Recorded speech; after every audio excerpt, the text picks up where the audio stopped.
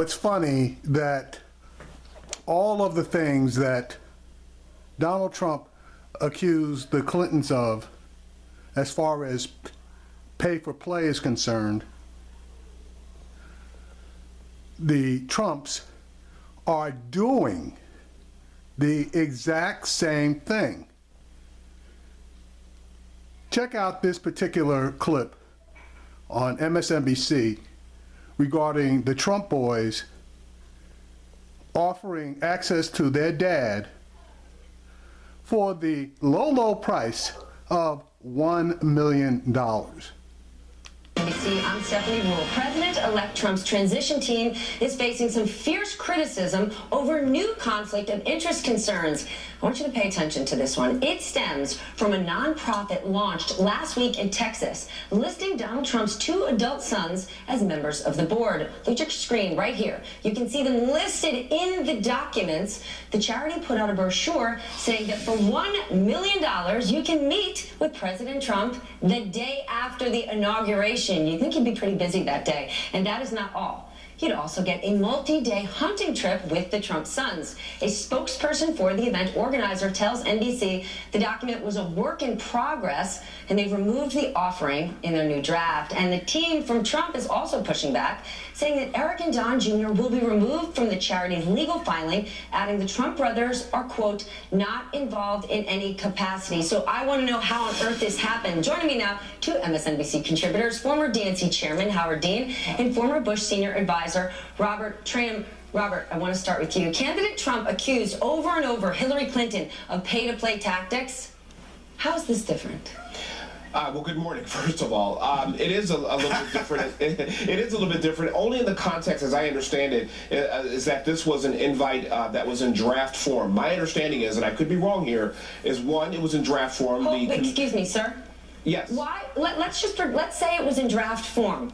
How did it get there to begin with? And if it was in draft form, if the Trump's name was used and it shouldn't have been, I know one thing. President-elect Trump and his sons are no stranger to pushing back. Why are they not on Twitter today blasting that charity, blasting the organizers for misusing their name? So a couple things. Let me just clarify. I am not a Trump spokesperson, nor do I obviously represent the president-elect. I'm just trying to explain what I believe it's in the press, and it's according to the NBC News report that was on Nightly News yesterday. If I could finish my sentence or my thought, one, my understanding it was in draft form. Secondly, once they figured all of this out, some rogue staffer did this, they obviously very quickly corrected this. You have a valid point, though. It sounds like pay to play. You have a valid point that President-elect Trump accused Secretary Clinton of this back at a press conference back in May or June of this year. It doesn't look good. There's no doubt about it. But my understanding is that once the transition team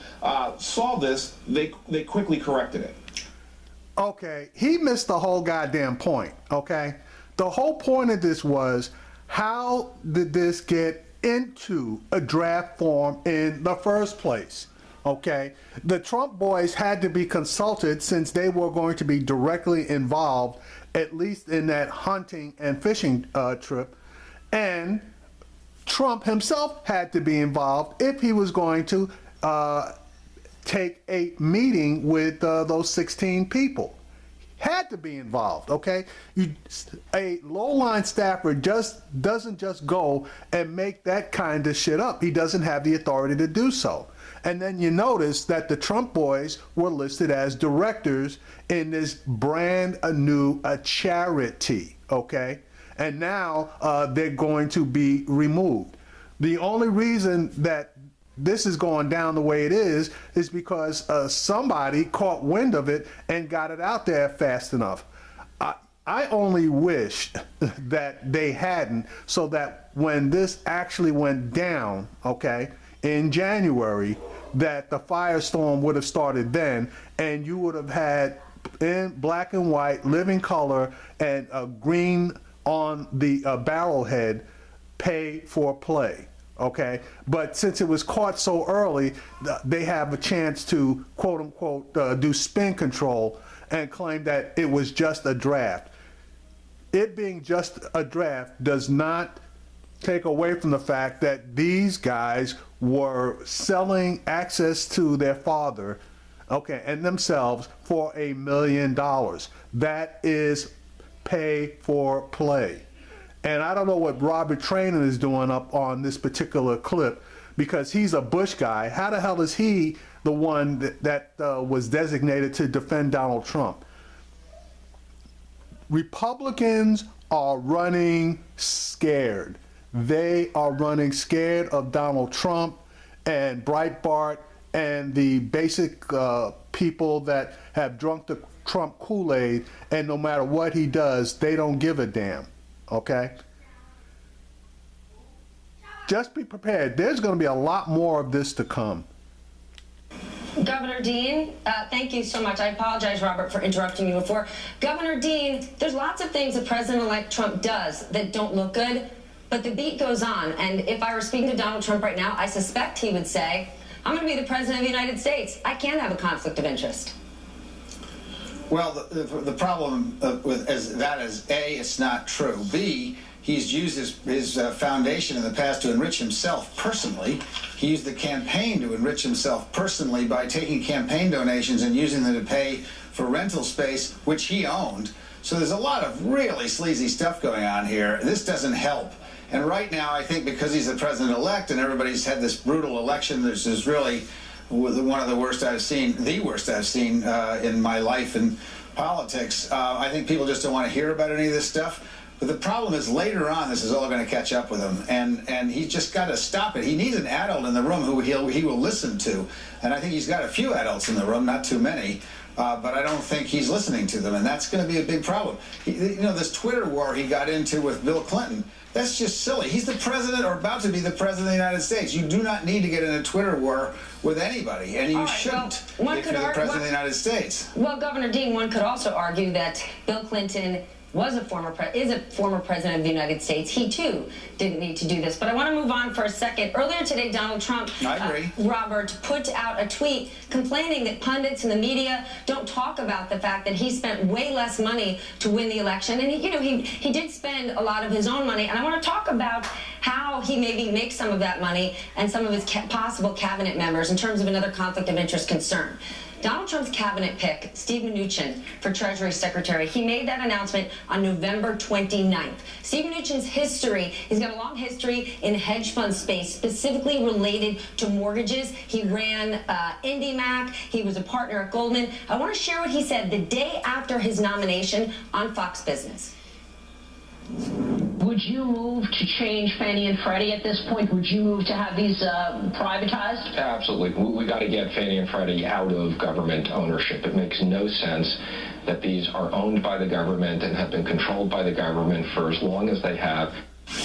So Steve Mnuchin goes on television, the media that we talk so much about, and what was the result? One of the biggest jumps in stock prices in those companies, Fannie and Freddie, that they have seen since the government took them over back in the 2008 financial crisis. For me, that's a wow. And now, while we haven't seen Donald Trump's taxes, when he was running, in his financial disclosure documents, Robert, he had said he had an investment in a hedge fund between $3 and $15 million, a hedge fund specifically betting on Fannie and Freddie going private. Now, the New York Times very recently asked the Trump team, was he still an investor in that hedge fund? And Jason Miller, the spokesperson, said they were no longer commenting. So this, to many people, feels like a big conflict. Well, it's not a big conflict. It's an out and out grab for cash. His guy goes out there, okay, and makes a statement that drives the stock price up. Looked like it drove the stock price up 25%. Donald Trump is invested in a hedge fund which was betting on the privatization of Freddie and Fannie Mae. Freddie Mac, Fannie Mae. This guy goes out, makes a statement, drives the stock price up 25%. Donald Trump made a fucking killing. And now their people will not comment whether he owns stock in that hedge fund or not. Dollars to donuts, he does. Okay, same situation with Boeing, where Donald Trump screams blue murder about the price of the Air Force One fleet being too high, okay, and that he may want to potentially cancel it. If he tells his buddies what he's planning on doing, okay, anybody gets wind of that, and they buy those particular, well, that particular airbuilding company, Boeing stock, if they buy that stock and they buy it short, okay, they buy it with the intent of them obtaining value if the price of the stock falls. Well, guess what? The company's stock price lost approximately $4 billion. So anybody that was buying short on that made a fucking fortune. They made a fortune. So this guy is actually doing stuff that can enrich people in his circle that are in the know. I'm not sure if it's a conflict or not. I totally understand the optics of this. I think there's a couple things here. One, my understanding is Donald Trump liquidated all of his stocks back in the summertime. That's my understanding. Secondly, and I hate to say this, but this is a... Yeah, but you don't know, and if he had liquidated his stocks, it would have been a simple matter for his representatives to say that he no longer owns stock in a hedge fund. So I can't take your word for jack. Unfortunate truth is that all secretaries of treasuries, at least in my lifetime, have come from the financial industry, whether it's Goldman Sachs, whether it's Merrill Lynch, you go through Donald Reagan, you go through J.P. Morgan with the Clinton administration, and also obviously in the Obama administration. So, you know, unfortunately, because our economy is so complex, you unfortunately have to grab individuals that understand Wall Street very, very well. And the Secretary of Treasury designee is no stranger to that. Now, does it look... Okay, he's over here just skirting the issue. The issue was this guy made a statement, okay, that caused the price of Fannie Mae and Freddie Mac stock to jump 25%. You don't do that. A little fishy? Probably. Is it fishy? I don't know. Yes, but Robert, on a regular, and my background is investment banking, so I do know that content pretty well, but on a regular basis, the Trump team claims the media is out to get them. This transition has been so public that we're now seeing members of that team who don't yet have to sell out of their positions out there in the media. So Steve Mnuchin goes on TV on November 30th. We have no idea what he owns in his portfolio of stocks, bonds. He could have made a killing in the last month. That doesn't feel inappropriate? Well, I suspect that when the Secretary-designee sits before the Congress and testifies under oath, I suspect that Republicans and Democrats will ask him very serious and thorough questions, not only about his overall philosophy about the economy, but to your question and to your point, with respect to his vast, and I'm using my words, not anyone else's, stock portfolio. My understanding is they go through a very, very thorough background check, not only from a criminal standpoint, but also from a financial standpoint. I'm not an expert in this, but I've worked in the Senate for 10 years, and again, the Senate Finance Committee and others will probably do a thorough background check on this. But let's go back to a larger point here, which I think some people are having some issues with. Donald Trump won the election. He reserves the right to nominate people that reflect his views. He won fair and square. And I know a lot of people are still struggling with that, and I know a lot of people are uncomfortable with that, but that's the reality, and he reserves the right to nominate people that reflects his views, and the Senate also reserves the right to advise and consent. That's the way the system works. Without a doubt, I agree 100%. Governor Dean, during that confirmation, do you think they'll be asked these kind of questions, and are they going to get through? Yeah, they'll ask these kinds of questions. I have no idea if they get through. Although I found out this morning, much to my amazement, is that the Secretary of State, the committee, the Foreign Affairs Committee, does not have a rule that requires the Secretary of State to show his tax returns. That is a big mistake, especially since Rex Tillerson is now alleged to have been a principal in an offshore oil company found in the Bahamas. This is the kind of stuff you can't have. This eventually catches up with you. It's really a problem. The other thing is, I don't think that Trump understands the power of his words right now. When he tweeted something bad about the F-35 project, The Lockheed stock lost $4 billion in a day. Now, suppose one of his friends had known that and shorted it ahead of time. This is the kind of stuff you can't do as president. It's going to catch up with him if he keeps doing it. All right, gentlemen, thank you.